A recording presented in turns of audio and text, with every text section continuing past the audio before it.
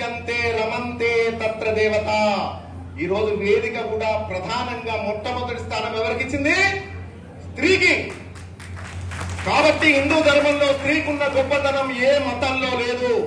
వేరే మతాలల్లా ముఖం కప్పుకొని బతకాలి, కానీ నా ధర్మంలో ముఖం ఎత్తుకొని తిరగాలి. ఇది నా హిందూ ధర్మం.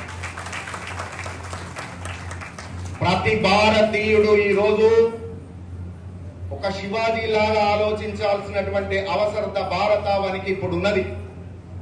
ప్రతి స్త్రీ జిజియాబాయి లాగా పుట్టిన పిల్లలందరికీ కూడా మురిపాలలాగా హిందూ ధర్మం గురించి చెప్పాల్సిన అవసరత కూడా ఇప్పుడున్నది.